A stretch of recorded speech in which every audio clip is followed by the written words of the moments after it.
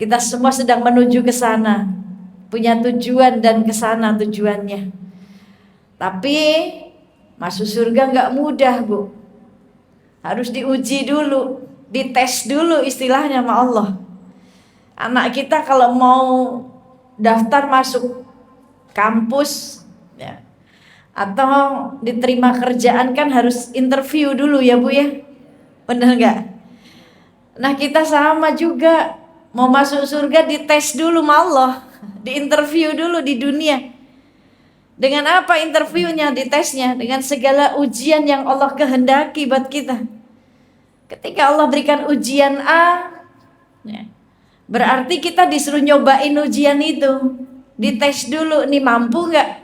Sabar nggak? Ridho nggak? Tawakal nggak? Ah ini ujiannya buat masuk ke surga. Karena masuk surga nggak cukup dengan ibadah kita yang sesuai syariat ya Bu ya. Nggak cukup dengan sholat aja. Masuk surga nggak cukup dengan sholat. Kalau kriteria masuk surga, syaratnya masuk surga, yang masuk surga kriterianya yang sholatnya khusyuk, yang hafiz Quran, yang sedekahnya banyak. Saya nggak masuk kriteria. Ya Bu ya, sholat saya belum khusyuk. Ibu udah khusyuk belum? Oh sama berarti ya. Kirain saya doang.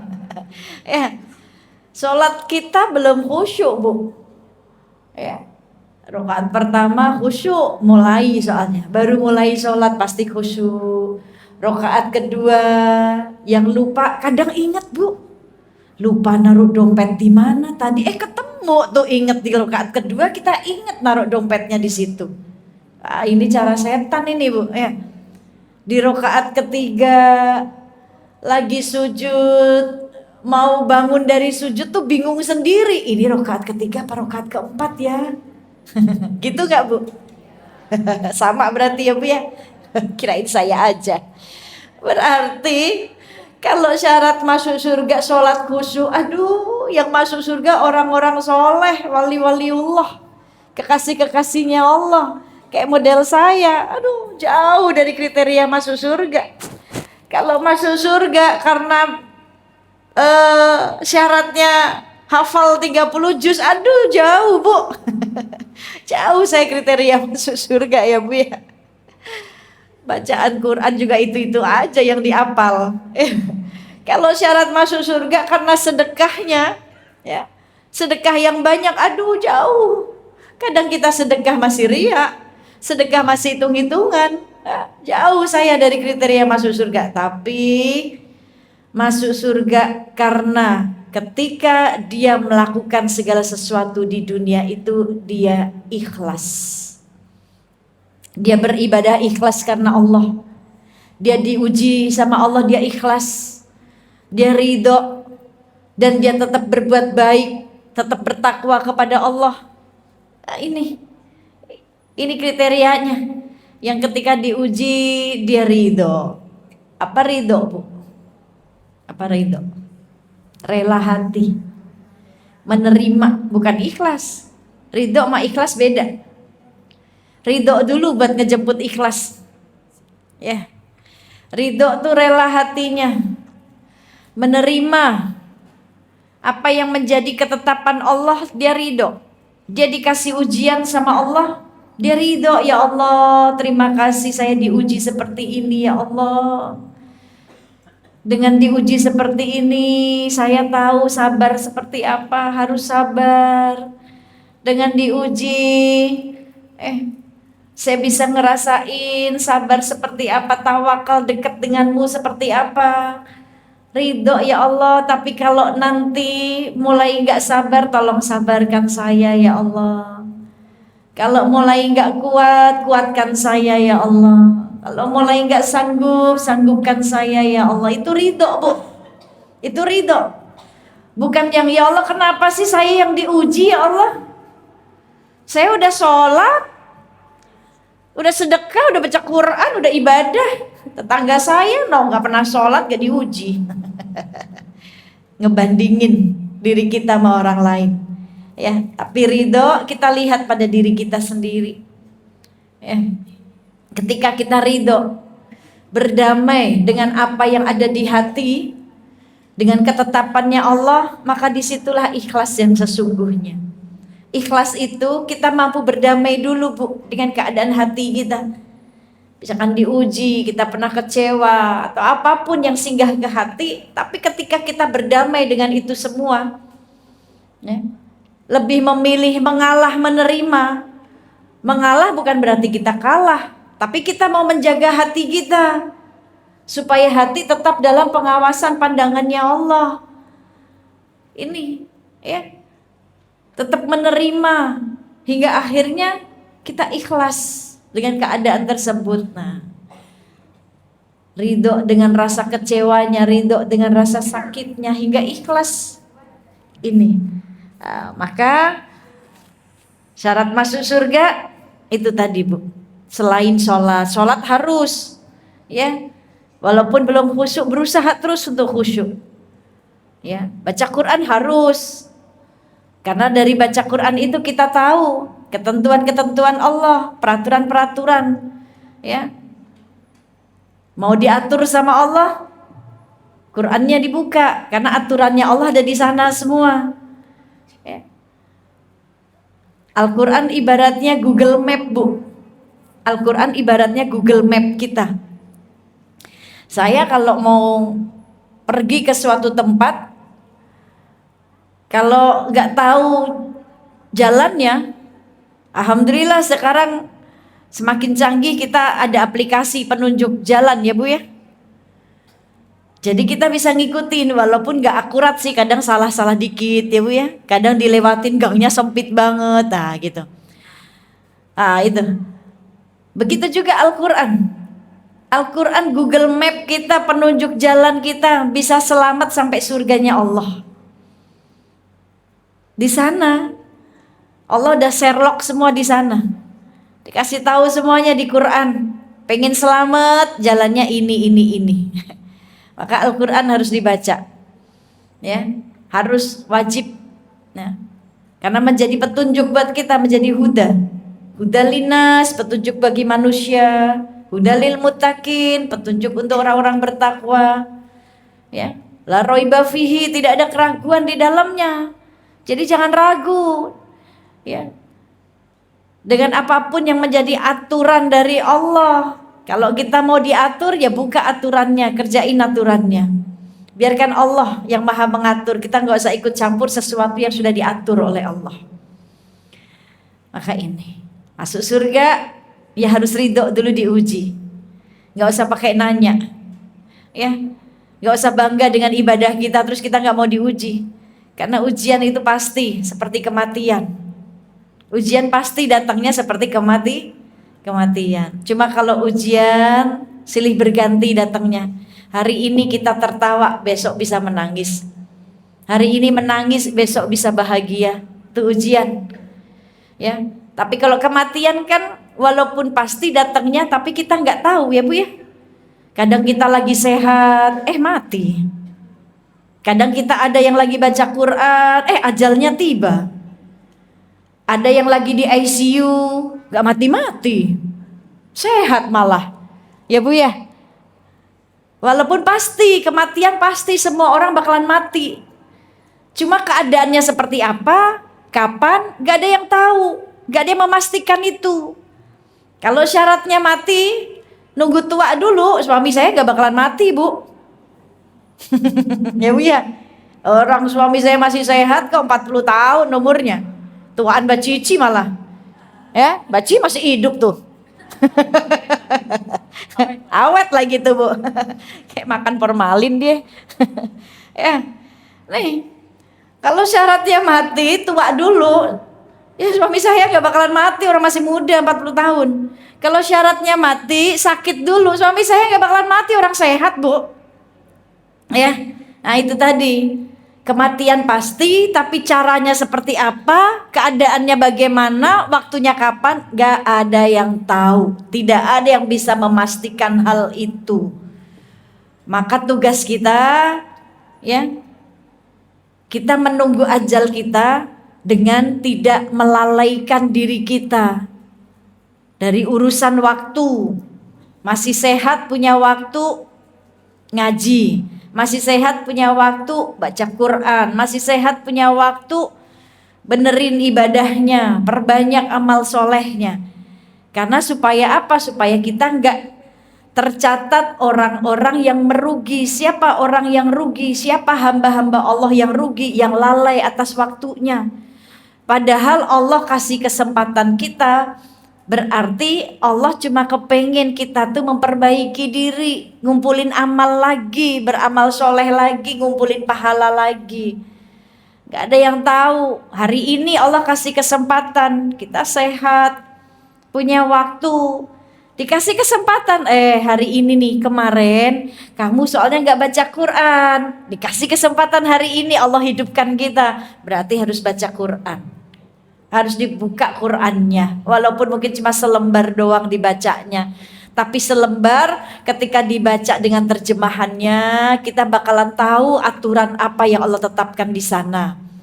Coba kalau cuma baca tulisan Arabnya aja, kita bukan orang Arab yang fasih, yang ngerti setiap artinya, ya.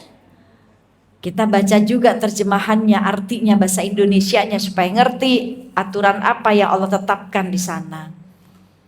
Maka dikasih kesempatan hari ini, dipanjangin umurnya sehari, besok belum tentu.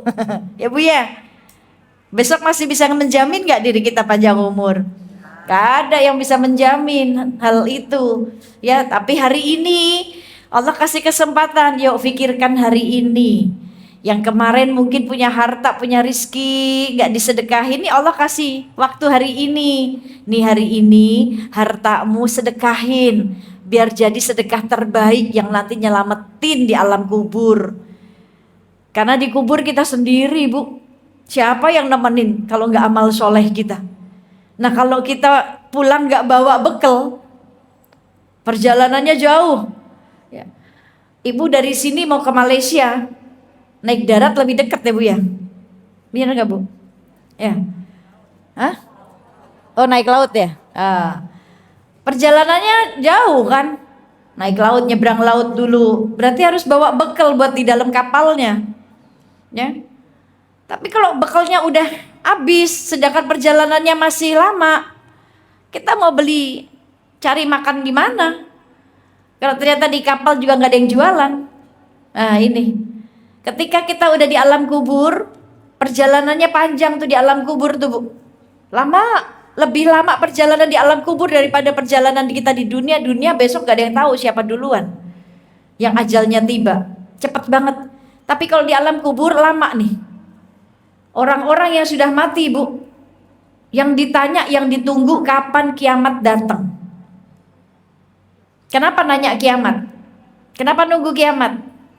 Karena selesai urusan di kuburnya, selesai gak disiksa lagi, siksa kuburnya dihentiin, selesai, dibangkitkan semua oleh Allah, baru dikumpulkan di padang mahsyar. Selesai itu tugas beratnya. Yang di alam kubur, persinggahan pertamanya sudah selesai, masuk ke persinggahan kedua, padang mahsyar, yang lebih mengerikan lagi Bu. Tapi lebih mengerikan di alam kubur, buat yang gak punya bekal, buat yang gak amal soleh, buat yang gak sholat, ngeri banget Bu di alam kubur. Ditanya buat yang gak sedekah, ngeri banget di alam kubur, gelap. Kita tinggal di rumah yang lampu mati 24 jam aja ngap ya Bu ya. Tidur di kamar, mati lampu, baru 10 menit aja udah ngap banget, gak kuat. Bagaimana di dalam kubur yang sempit 2x1 ukurannya, gelap, ditimbun tanah, nggak 24 jam lagi Bu, selamanya sampai kiamat datang. Coba kalau nggak kita siapin bekal yang banyak, ya tersiksa kita. Kalau nggak beramal soleh di dunia, tersiksa kita. Itu persinggahan pertama loh Bu, belum persinggahan selanjutnya. Persinggahan kedua di padang mahsyar. Di padang mahsyar semua orang dikumpulkan jadi satu, 11 miliar baru umat Nabi Muhammad saja. 11 miliar baru umat Nabi Muhammad saja. Ya, di padang mahsyar itu kumpul, belum umat-umat yang lain, semua dalam keadaan telanjang, tidak ada pakaian sehelai pun. yang menempel dalam tubuhnya, semua telanjang. Matahari dekat banget di atas kepala kita, bercucuran keringat kita, semuanya nafsi-nafsi. Nggak pakai alas sendal, nggak pakai sendal, nggak pakai sepatu, nggak pakai alas kaki. Semua nafsi-nafsi. Ya, ngurusin diri sendiri, mikirin diri sendiri. Seorang suami aja nggak mikirin istrinya di mana saat itu. Bahkan nggak nyariin istrinya. Istri nggak nyariin suaminya. Anak gak nyariin orang tuanya, minta tolong sama orang tuanya enggak. Orang tuanya juga gak nyariin anaknya, minta tolong sama anaknya enggak. Semuanya nafsi-nafsi ya, dengan rasa takutnya. Saat itu yang kita butuhkan semua syafaat Nabi Muhammad. Nih, belum lagi nanti persinggahan selanjutnya setelah di padang mahsyar, di mizan ketika dihisap. Timbangan kita amal baik amal buruknya lebih berat mana? Banyak persinggahan-persinggahan, Bu. Tapi kalau persinggahan pertama yaitu alam kubur kita selamat, persinggahan selanjutnya pasti kita selamat. Tapi kalau di persinggahan pertama aja udah nggak selamat tuh di alam kubur, ya selanjutnya nggak bakalan selamat. Ini maka untuk menyelamatkan kita di alam kubur, persinggahan pertama satu dengan apa? Perbaiki sholat kita. Jangan tinggalin sholat, insya Allah ini mah di usia-usia kita udah gak pernah ninggalin sholat ya Bu ya. Udah takut tapi ingetin anak-anak kita. Ya namanya anak-anak Bu ya. Kalau kita mah udah di umur-umur segini mah apalagi sih yang mau kita cari ya Bu ya. Udah tinggal menghabiskan waktu aja dengan ibadah. Sibuk dengan urusan kita sama Allah aja udah, gak usah sibuk dengan urusan kita sama orang. Tapi sibuk dengan diri kita, ibadah kita ke Allah. Perbaiki. Masih punya harta, sedekahin. Karena keuntungannya buat kita Bu, bukan buat anak kita. Sedekah tuh Bu, buat kita keuntungannya. Untuk apa? Ya nanti ketika di dalam kubur anak kita lupa ngedoain, suami lupa ngedoain. Sedangkan kita butuh doa buat nyelamatin kita. Nah kalau mereka gak ngedoain, kita masih punya bekal. Apa bekalnya? Dari sedekah kita. Semakin banyak sedekah kita, semakin banyak tuh ya bekal kita buat dikubur. Semakin terang kubur kita, semakin lapang karena sedekah. Gak ada lagi ini.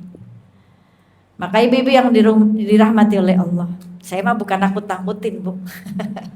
Ya, karena emang ini nyata harus disampaikan. Ya pelajaran buat diri saya juga.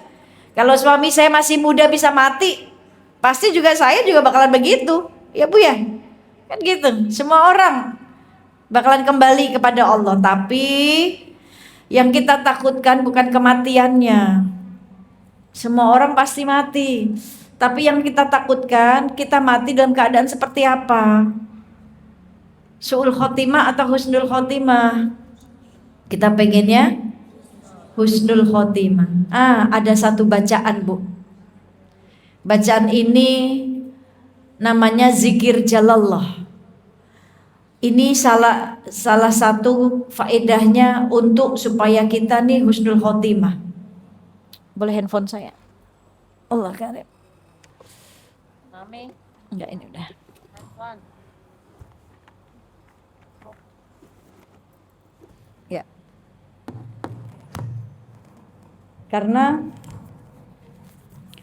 zikir jalallah ini Bu, dulu ada seorang lelaki yang soleh, namanya Abdullah Baghdadi. Beliau ini dulu dimimpikan oleh Rasulullah. Dia bermimpi bertemu Rasulullah, tapi Rasulullah saat itu di mimpinya Rasulullah sedang sedih sekali. Rasulullah pucat sekali wajahnya. Lalu dalam mimpi itu ditanya, ya Rasulullah, kenapa sedih dan kenapa wajahmu pucat ya Rasulullah? Maka Rasul mengatakan, malam ini ada 1.500 dari umatku ya yang meninggal, dan 2 dari umatku yang meninggal dalam keadaan husnul khotimah. 1.500 meninggal, tapi 2 husnul khotimah. Berarti yang su'ul khotimah 1.498.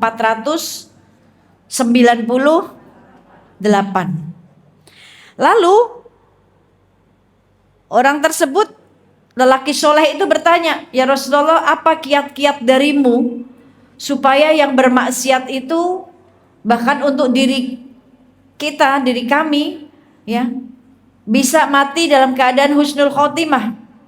Lalu Rasul mengatakan, bacalah zikir jalallah ini. Ya. Ketika engkau sudah membacanya, mengamalkannya, menyebarkannya, engkau akan bersamaku. Tapi ketika engkau sudah tahu dan engkau tidak mengamalkannya, tidak membacanya, tidak menyebarkannya, aku terlepas darimu dan engkau terlepas dariku. Maka setelah itu laki-laki soleh ini terbangun dari tidurnya, dan ternyata ketika dibuka di genggaman tangannya sudah ada kertas. Kertas itu tulisannya zikir jalallah. Yuk kita baca bareng-bareng. Ya. Semoga menjadi asbab kita husnul khotimah. Kita sering baca ini. Bahkan ketika baca ini Allah lapangkan hati. Allah mudahkan, ya. Rizki kita, semua yang sempit dilapangkan oleh Allah. Karena sebuah keyakinan kita, la ilaha illallah, tidak ada Tuhan selain Allah yang maha menolong kita. La ilaha illallah al-mawjud fi kulli zaman. La ilaha illallah al-ma'bud fi kulli makan. La ilaha illallah al-mazkur bi kulli lisan. La ilaha illallah al-ma'ruf bil ihsan. La ilaha illallah kulla yaumin huwa fi'shan. La ilaha illallah al-aman al-aman min zawalil iman wa min fitnati syaitan.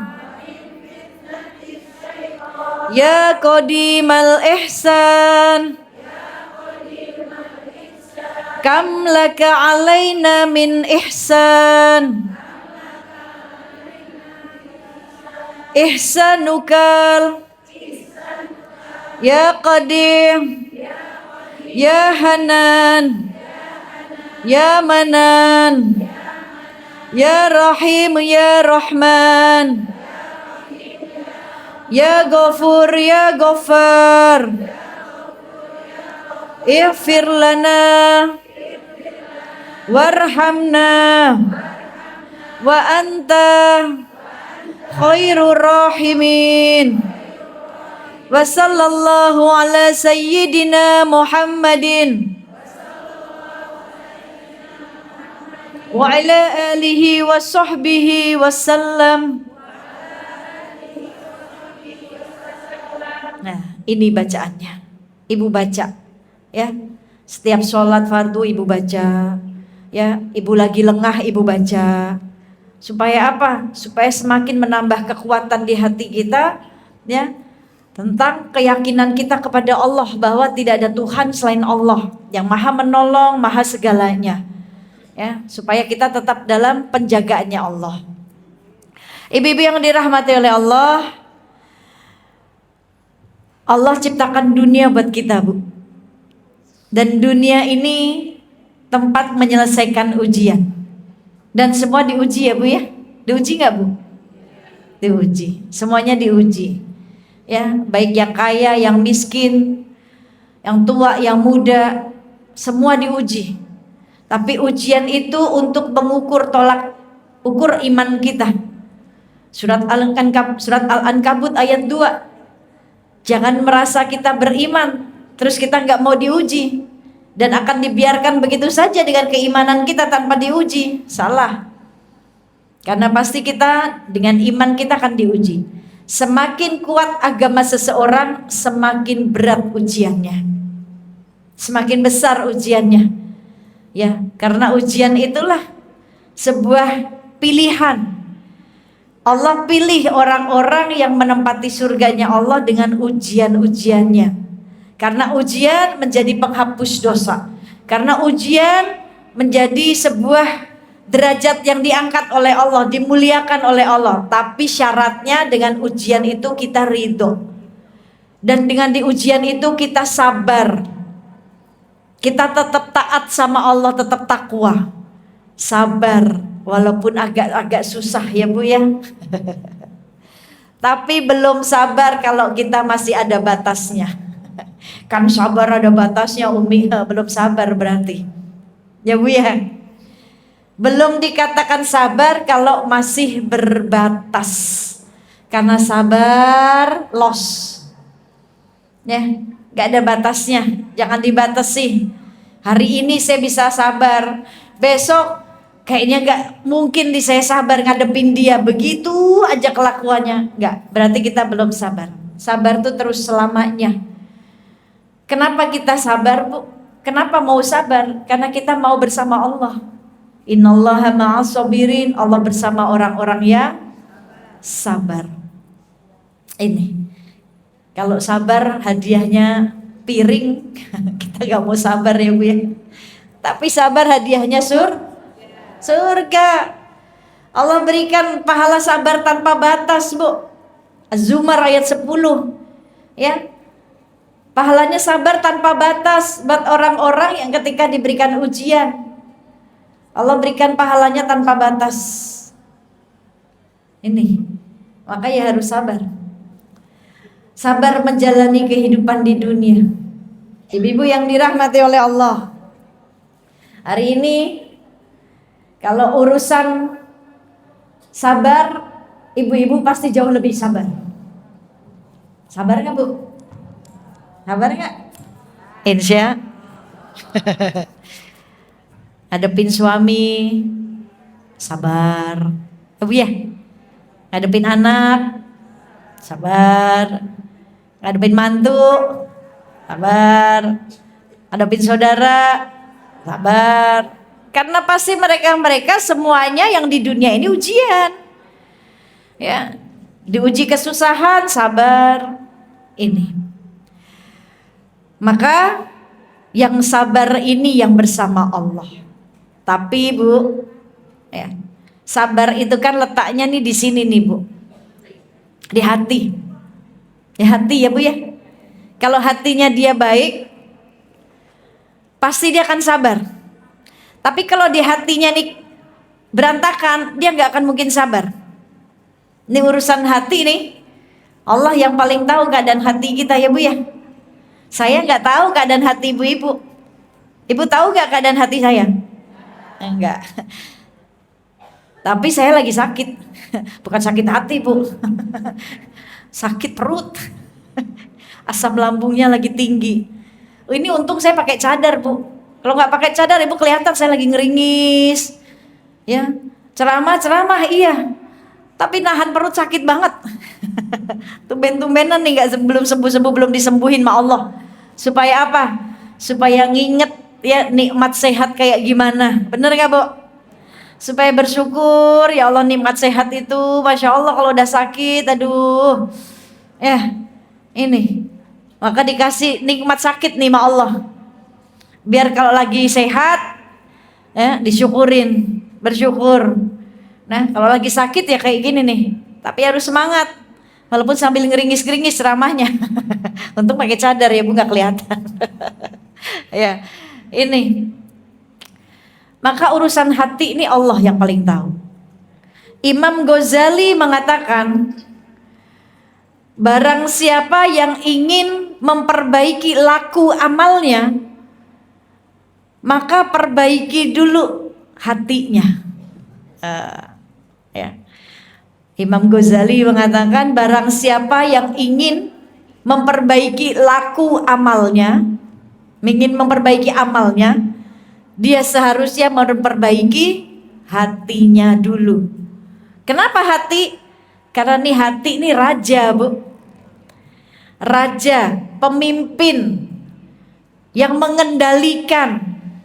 Dan ini hati nih anggota tubuh kita yang paling jujur, Bu.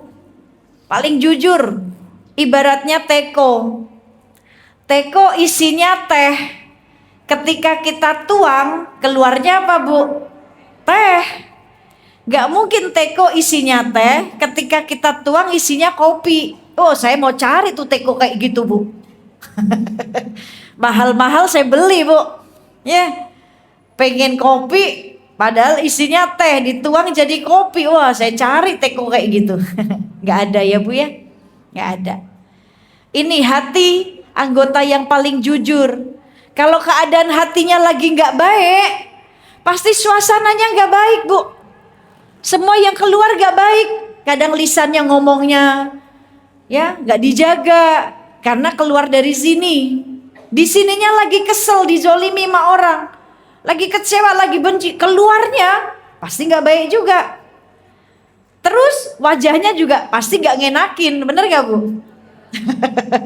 Karena hatinya lagi gak baik. Orang yang duduk di sebelahnya gak betah, Bu. Pasti langsung buruk sangka, nih orang salah makan kali ya, cemberut mulu dari tadi. Ya, salah makan apa nih orang cemberut mulu dari tadi. Tuh, keadaan di sini ini penting. Ya, maka ketika kita ingin memperbaiki amal kita, perbaiki dulu hati. Karena hati pusat amal nih, Bu. Yang ngendaliin. Kalau ini baik, semuanya baik. Kalau rajanya baik, si raja akan mengendalikan rakyatnya. Ya, untuk melakukan hal baik. Nih raja. Kalau rajanya zolim, dia akan memimpin semua rakyatnya untuk melakukan hal zolim. Nih, maka di dalam hadis sahih dikatakan, dalam tubuh manusia ada segumpal daging. Jika daging itu baik, baik semuanya. Jika daging itu rusak, rusak semuanya. Daging itu adalah hati. Jika hatinya baik, baik semuanya. Terkendali, lisan yang keluar baik, matanya dia melihat orang baik sangka, gak melihat masa lalunya, gak melihat keburukannya, kan dia juga punya keburukan, dia punya masa lalu, dia punya aib. Gak sibuk dengan dosa orang. Telinganya dia buat dengerin hal-hal yang baik, tangannya ya untuk melakukan hal-hal yang baik, kakinya untuk melangkah ke tempat-tempat yang baik. Ini kalau si rajanya baik, maka perbaiki ini, ya. Karena hati manusia hanya Allah yang tahu. Allah dalam hadis dikatakan, Allah tidak melihat hartamu, rupamu, ya. Tapi Allah melihat hati dan amal.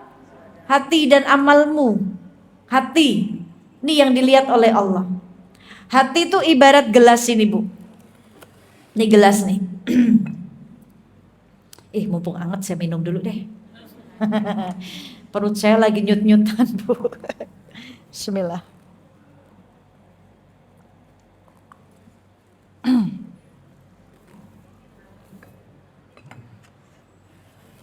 Ya. Hati ibaratnya gelas ini, Bu. Ini gelas bersih atau kotor, ibu-ibu tahu nggak dari sana? Kelihatan emang? Kelihatan dari sana ini gelasnya bersih? Enggak. Yang bisa lihat gelas ini bersih saya, Bu. Yang bisa lihat gelas ini bersih atau kotor saya yang paling dekat. Ya, Bu ya. Berarti tadi hati ibu bersih kotor saya nggak bisa lihat. Yang paling tahu diri sendiri nggak? Iya. Begitu juga ini gelas ini ibaratnya hati. Yang paling tahu ini gelas kotor atau bersih ya saya. Karena saya yang megang, saya yang dekat. Ibu di sana nggak kelihatan. kelihatannya cuma sebuah gelas saja. Ya. Maka gelas ini adalah ibaratnya hati. Kalau saya mau nuang air, ya, saya mau minum pakai gelas ini, saya akan lihat dulu gelasnya, Bu. Gelasnya bersih nggak ya? Kotor nggak ya? Kalau gelasnya kotor, saya nggak akan nuang air ini ke gelas ini, betul nggak, Bu? Saya langsung aja minum. Saya pasti cari gelas lainnya, gelas yang lebih bersih lagi, karena ini gelasnya kotor. Begitu juga Allah pandang hati kita. Allah gak akan memberikan rahmatnya, hidayahnya, taufiknya, inayahnya, ridhonya, ya, kalau hati hambanya nih gak bersih dan gak mau dirubah sama Allah. Kan Allah tidak akan merubah suatu kaum kalau kita juga gak mau ngerubah diri kita sendiri. Ibaratnya gelas ini hati. Jikalau gelasnya bersih, Allah akan nuang. Saya akan tuang air ini ke gelas ini. Tapi kalau gelas ini gak bersih, saya cari gelas lain. Begitu juga Allah. Allah ingin memberikan hidayah, taufik, inayahnya, ridhonya ke hati hambanya yang bersih. Walaupun gak bersih-bersih banget. Kan hati kita gak bersih-bersih banget ya, Bu. Ada kecewanya, ya Bu ya. Ada sakitnya. Ada pernah terluka hati kita. Ada pernah kesel sama orang. Ini hati, ya. Tapi kita pengen sembuh dari luka. Hati pernah terluka karena kecewa sama orang. Hati pernah kecewa karena mungkin dizolimi sama orang. Tapi harus disembuhin, Bu. Lukanya harus disembuhin, ya. Harus disembuhin. Bisa sembuh gak kira-kira? Bisa. Allah pasti sembuhin kalau kita mau berobat. Kayak saya nih, udah 2 hari nih gak sembuh-sembuh nih sakitnya. Ini perut melilit aja, nahan sakit. Tapi ikhtiar, ya.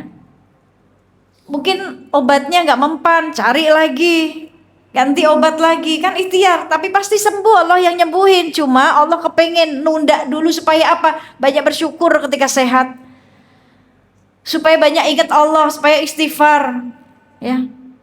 Kan gitu. Nah, hati ketika punya penyakit, pernah kecewa, pernah kesel sama orang, jangan sampai jadi dendam. Jangan, ini bahaya. Kalau udah jadi dendam nih bahaya, Bu.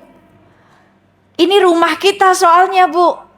Bayangin rumah kalau nggak dirawat gimana sih, Bu? Ibu punya rumah, mau bagus rumahnya, tapi kalau dalamnya berantakan, kotor, nggak pernah disapu, debu di mana-mana, terus berantakan, emang nyaman tinggal di rumah itu? Enggak, apalagi ada penghuninya, ya. Ada si dengki, ada si sombong, si dendam, nggak nyaman kita tinggal di rumah itu ya, Bu ya. Mau secantik apapun diri kita, wajah kita cantik, tampan, tapi kalau hatinya berantakan, hatinya nyimpen dendam, ya, mana mungkin dia bahagia? Gak mungkin. Maka nih rumah kita harus benar-benar dibersihin. Si dendamnya ilangin, si dengkinya ilangin, si bencinya pergi. Supaya apa? Bahagia. Gak mungkin kita dendam sama orang bahagia. Orang yang zolimin sama kita, dia lagi bahagia jalan-jalan, kita di rumah aja mikirin gimana caranya balas dendam. Gak jalan-jalan. Rugi, Bu, rugi gak? Maka nih dibersihin. Hati manusia tergolong menjadi 3 bagian. 1, kolbun sahihun, hati yang sehat. Hati sehat nih, hatinya para salafus saleh, para ulama, wali-waliullah, ya, ulama terdahulu ya, Bu ya. Ulama yang banyak karomahnya, wali-waliullah. Hatinya Allah jaga dari maksiat hati. Ya. Karena kenapa mereka menjaga hatinya? Karena mereka tahu hati pusat pandangannya Allah, yang dilihat oleh Allah tuh hati, bukan pakaian, bukan hartanya. Ya. Maka dia jaga hatinya dari maksiat karena wa kanallahu aliman halimah. Ya, Allah mengetahui apa yang tersimpan di dalam hatimu. Surat Al-Ahzab ayat 51. Wa kanallahu aliman halimah. Dan sungguh Allah mengetahui segala yang tersimpan di dalam hatimu, kata Allah. Kita bisa nutupi, Bu. Kesel sama orang kita tutupi di hadapan orang lain. Tapi Allah tahu. Ya. Nah, maka yang pertama qalbun sahihun. Hatinya para salafus saleh yang sehat. Dia ngejaga hatinya. Gak mau ada penyakit. Ya, dia mau sehat badannya. Ibaratnya nih, kalau dia pengen hidup sehat, punya badan sehat, berarti semuanya dijaga. Tidur teratur, minum air putihnya yang banyak, teratur cukup. Makan makanan yang sehat, kan begitu. Nah, kayak saya mungkin saya salah, bukan makanan yang disalahin. Karena menunda waktunya makan, kan begitu. Jadi akhirnya asam lambung naik. Atau makan yang memicu asam lambung itu naik. Kan begitu, kita kan dokter buat diri kita sebenarnya, Bu. Kita tahu kita punya darah tinggi. Ya jangan makan sesuatu yang memicu darah tinggi itu kambuh. Kita tahu kita punya asam urat. Ya jangan makan yang memicu asam urat itu kambuh. Berarti kan kita dokternya sendiri buat tubuh kita. Ya, kita yang bisa ngejagain. Nah, orang yang hatinya sehat, dia tahu, dia ngejagain, dia nggak mau naruh penyakit dalam hatinya. Dia nggak mau dengki, dia nggak mau benci. Itu. Lalu yang kedua, kolbun marid, hati yang sakit. Ini hati kita nih, Bu. Hati kita nggak, Bu? Iya, hati kita, hati saya. Kita pernah terluka, ya Bu ya? Pernah nggak? Pernah. Pernah kecewa? Pernah nggak? Pernah. Ya. Pernah sakit di hati. Tapi jangan dibiarin sakit terus, nggak enak. Saya aja nih pengennya sembuh, Bu. Ya. Nggak nafsu makan dari kemarin. Bubur aja bosen saya, Bu. Ya. Minum obat aja. Pengennya sembuh. Nah gitu juga hati, jangan sampai kita sakit terus, rugi Bu. Yang nyakitin kita lagi bahagia jalan-jalan, kita di rumah aja mikirin. Jangan, kita layak bahagia. Ya, pilihan, kita pengen bahagia atau enggak. Kalau pengen bahagia, sembuhin lukanya. Nih, qalbun marid, hati yang sakit, tapi sesuatu yang sakit pasti bisa sembuh kalau kita mau nyembuhin nih. Dihilangin dengkinya, dendamnya, bencinya, sembuhin. Pasti sembuh kalau mau. Allah pasti akan kayak tadi nih. Ya, dituangin sama Allah. Oh, dia berusaha mau nyembuhin. Akhirnya dibantu sama Allah. Ya, buat nyembuhin lukanya. Ini. Yang ketiga, qalbun marid. Kolbun mayit, hati yang mati. Ini yang paling bahaya. Kalau hati mati, dia udah bodoh amat sama dirinya, sama orang lain. Diajak sedekah, bodoh amat. Enggak, apain sedekah? Nah. Saudara lagi kesusahan, biarin aja, yang penting saya nggak susah. Tuh hatinya udah mati, Bu, udah nggak peduli sama orang. Ya, jangan sampai nih hati kita mati. Kalau sakit wajar, tapi sembuhin. Ya, jangan sampai akhirnya kita jadi nyimpen sakit itu, akhirnya jadi apa ya? Kayak nggak berasa tuh apa istilahnya? Baal. Udah baal banget, udah kebal banget. Ya, nauzubillah min dzalik, jangan. Karena Allah yang maha membolak-balikan hati. Kalau hatinya baik, kita bisa beramal baik, Bu. Dan akan didekatkan dengan hal-hal yang baik, diberikan hal-hal yang baik oleh Allah, hidup jadi berkah. Ya, karena yang kembali kepada Allah yang hatinya selamat. Ingat Bu, yang kembali kepada Allah yang hatinya sudah selamat. Selamat dari mana? Selamat dari penyakit hati. Allah nanti panggil surat Al-Fajr. Ya ayatuhan nafsu mutmainah, irji'i ila rabbiki radiyatan mardiyah fadkhuli fi ibadi wadkhuli jannati. Wahai jiwa-jiwa yang tenang, kata Allah. Dipanggil ma Allah Bu. Meninggalnya jiwa kita udah tenang, gak bawa dendam, gak bawa benci. Dipanggil ma Allah, sini balik deh. Nih hatimu udah selamat nih, kata Allah. Jiwamu udah tenang nih, udah gak nyimpan dendam benci, udah balik deh, balik. Karena semakin kita tinggal di dunia semakin banyak dosa nanti. Ya, Allah panggil, jiwanya udah tenang. Ya, jiwanya udah ridho, hatinya selamat, Allah ridho, masuklah bersama golongan hamba-hambaku dan masuklah ke surgaku, kata Allah. Semoga hati kita terjaga ya Bu ya. Senantiasa dijaga ma Allah dari penyakit hati, dari dengki ma orang. Ya, ketika kita bersyukur melihat nikmat yang Allah sedang berikan sama orang lain, maka Allah pun akan berikan nikmat itu sama kita juga, Insya Allah. Baik ibu-ibu yang dirahmati oleh Allah, saya mau ngajak demo ibu-ibu. Tapi demonya baik Bu. Ya, demonya ke Allah. Ya, siapa di sini yang belum pernah pergi, yang belum pergi haji? Siapa yang belum pergi haji?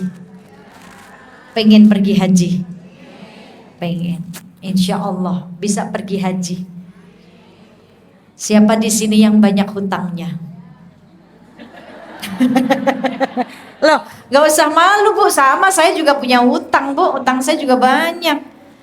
Ya, namanya hidup ya Bu ya, namanya hidup gitu loh. Tapi kan hutang harus dibayar, ya jangan dihindari.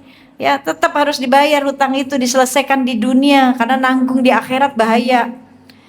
Yang punya hutang siapa? Angkat tangan, biar Allah lunasin nih. Saya juga punya hutang, ya. Yang pengen pergi haji angkat tangan, yang pengen punya utangnya lunas angkat tangan, yang pengen dimudahin pokoknya segala urusan dunia, kita semuanya. Saya mau ajak ibu-ibu demo. Ada satu bacaan doa yang diajarkan Rasulullah SAW. Ya. Dulu ada seorang laki-laki datang ke Rasulullah, matanya buta, gak bisa lihat. Dia datang ke Rasul kepengen bisa melihat. Udah capek, gak bisa lihat nih, sakit mata. Dia tawasul kepada Rasul, minta tolong sama Rasulullah, ya Rasulullah, Engkau kan kekasih Allah, tolong doakan aku, mintakan kesembuhan kepada Allah. Ya. Kadang kan kita butuh doa dari orang-orang soleh ya Bu ya. Kenapa? Karena orang soleh hatinya dijaga sama Allah dari maksiat hati, maksiat dunia. Nah kalau kita kan, kadang lisan kita doa, tapi lisan kita juga banyak gibahin orang. Ya Bu ya. Iya. Tapi orang-orang soleh dijaga tuh hal itu. Maka kita butuh. Kadang saya nih, ya, kayak saya lagi sakit kemarin, langsung saya pasang di status. Guru saya langsung WA, langsung komen di status saya. Jangan capek-capek Mi, gitu. Langsung didoain deh tuh. Butuh doa dari orang-orang soleh. Maka hari ini yuk kita baca doa. Lalu Rasul ngajarin doa tersebut nih, suruh orang ini baca doa ini. Lalu dengan tangannya Rasul tempelkan ke mata orang tersebut atas kehendak Allah, keajaiban Allah yang menyembuhkan, maka dia sembuh dari sakit matanya dan bisa melihat. Ya, maka kita baca ini. Juga kita baca sholawat fatih. Sholawat fatih itu Masya Allah. Ya, kalau ibu baca nih, ibu lagi kepepet nih, saya diajarin sama guru saya. Ibu lagi kepepet banget, ya, urusan ekonomi kayak atau apalah, pokoknya ibu lagi punya hajat yang kepepet banget, ibu duduk, ya, mau habis subuh kayak pokoknya lagi duduk gak diganggu siapapun, ibu duduk baca sholawat fatih 350 kali. Sekali duduk baca, terus doa, tawasul dulu ke Rasulullah sebelum baca sholawat ini. Tawasul, terus ibu baca ini, yakini. Sholawat itu kan membuka ya Bu ya. Yang baik-baik dikasih sama Allah itu sholawat. Ya, sholawat itu kita yang butuh, bukan Rasul butuh sholawat kita, bukan. Tapi kita yang butuh, karena sholawat itu ibaratnya investasi. Sekali kita sholawat, Allah kasih 10 kebaikan. Ya, sholawat itu kita yang butuh. Nah, maka ketika kita baca dalam keadaan duduk, baca sholawat Fatih 350 kali, terus ibu hajat. Ya, nah sekarang yuk kita mau demo ke Allah. Kita bilang, tapi syaratnya dengan cara sedekah Allah bukain semuanya. Dengan cara sedekah Allah kabulkan hajat kita. Dengan jalan sedekah pembuka rezeki, pembuka kebaikan. Yuk sekarang ibu niatkan bayar hutang ibu ke orang tua. Punya hutang kan sama orang tua? Punya hutang kan sama orang tua? Hutang yang gak pernah bisa kita bales. Hutang apa bu? Hutang budi, hutang jasa. Ya, hutang jasa sama orang tua nggak akan pernah bisa kita balas. Bayangin ayah ibu kita berkorban buat kita, berjuang. Nah, kita udah jadi orang tua bu, tahu bagaimana perjuangan kita buat anak kita. Begitulah perjuangan orang tua kita yang kita belum bisa membalasnya. Yuk sekarang niatin sedekah untuk mereka. Ibu ambil yang terbaik hari ini yang ibu bawa. Bawa dompet nggak? Nah, bawa. Ada isinya nggak? Kalau kita ke majelis ilmu tuh bawa bu, ya, bawa, biar apa? Kita bawa dompet, kita bawa uang, biar kita pulang itu bawa berkah, ya itu. Yuk sekarang ambil, ibu buka dulu dompetnya. Saya nggak mau ngedoain dulu kalau belum dibuka dompetnya. Loh kita lagi mau demo, ibu buka, ambil yang warna merah.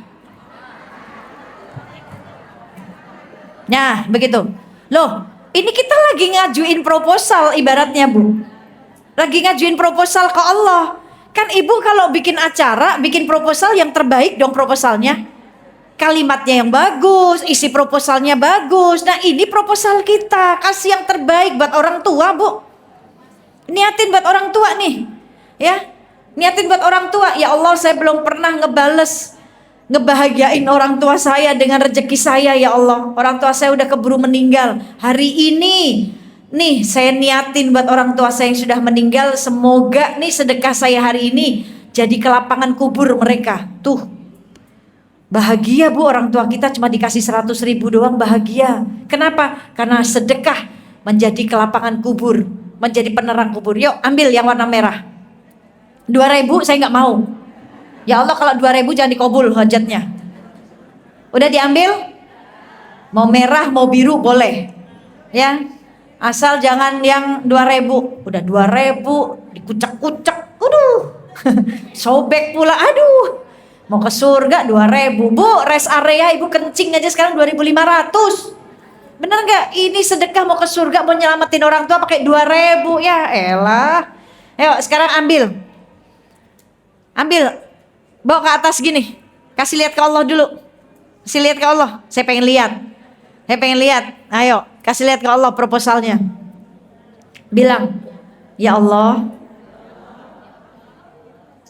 tunaikan hajat saya dengan sedekah ini. Ya Allah, semoga dengan sedekah ini Engkau mudahkan rezeki kami. Kami bisa pergi haji ya Allah. Semoga dengan sedekah ini Engkau lunaskan hutang kami. Semoga dengan sedekah ini Engkau lapangkan kubur orang tua kami. Semoga dengan sedekah ini segala urusan dunia Engkau mudahkan. Semoga dengan sedekah ini segala keinginan Engkau kabulkan. Semoga dengan sedekah ini menjadi penyelamat keluarga kami. Ayo sekarang angkat tangan kita doa. Bismillahirrahmanirrahim. Ikutin bu. Ya awalal awwalin walal akhirul akhirin wa yazad quwati al matin wa ya rahima al-masakin. Allahumma sholli wa sallim ala Sayyidina Muhammadin fil awwalin wa sholli wa sallim ala Sayyidina Muhammadin fil akhirin wa sholli wa sallim ala Sayyidina Muhammadin illa yaumiddin. Allahumma inna nas'aluka wa tawajjahu ilaika bin nabiyyika Muhammadin sallallahu alaihi wasallam nabiyyi rahmah ya Rasulullah ya nabiyyi rahmah ya Rasulullah ya nabiyyi rahmah ya Rasulullah inni tawajjahtu bika ila rabbika hajatihi. Salli wa salim, sampaikan hajat ibu-ibu sekarang, sampaikan demo ke Allah, sampaikan doa-doanya. Ya Allah, ya Rabbi, ya Allah, sembuhkan ya Allah, mudahkan rezeki dan kemudahan ya Allah.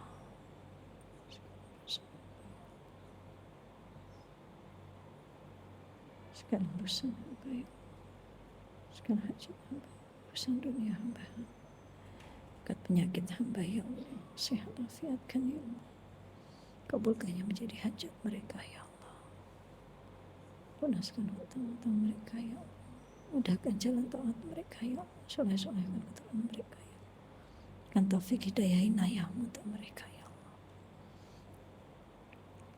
Jadikan mereka orang-orang yang selamat, beriman dan selamat ya Allah bersama keluarga mereka ya Allah. Apa yang menjadi hajatnya, berikan jalan keluar yang terbaik dari setiap permasalahannya ya Allah. Kita baca surat Yasin. Innama amruhu idza arada syai'an ayyakula lahu kun fayakun. Kita ulang lagi 3 kali. Innama amruhu idza arada syai'an ayyakula lahu kun fayakun. Innama amruhu idza arada syai'an ayyakula lahu kun fayakun. Allahumma sholli ala Sayyidina Muhammadin Allahumma sholli ala Sayyidina Muhammadinil Fatih lima wa khatimi lima sabaqa wan nasiril haqqi bil haqqi wal hadi ila siratikal mustaqim wa ala alihi wa sahbihi haqqo qadri wa miqdaril azim. Allahumma sholli ala Sayyidina Muhammadinil Fatih lima ukhliqa wa khatimi lima sabaqa nasiril haqqi bil haqqi wal hadi ila siratikal mustaqim wa ala alihi wa sahbihi haqqo qadri wa miqdaril azim. Allahumma sholli ala Sayyidina Muhammadinil Fatih lima ukhliqa wa khatimi lima sabaqa nasiril haqqi bil haqqi wal hadi ila siratikal mustaqim wa ala alihi wa sahbihi haqqo qadri wa miqdaril azim. Kabul ya Allah, amin. Edarkan itu sedekahnya. Yang tadi proposalnya jangan dimasukin lagi, kasih sedekah, niatin buat orang tua. Semoga apa yang menjadi hajat ibu-ibu dikabul sama Allah. Ini bulan Muharram Bu, bulan Muharram segala kebaikan dilipat gandakan. Jangan ditukar lagi ya Bu ya. Nanti ditukar lagi loh hajatnya sama Allah, dikabulnya ditukar ya. Yang tadi udah diniatin, kasihin, niatin, cemplungin, niatin buat hajat kita, buat nolongin orang tua kita ya. Ini bulan Muharram segala kebaikan dilipat gandakan, tapi segala dosa pun juga dilipat gandakan ya. Masya Allah. Semoga yang sakit Allah angkat penyakitnya.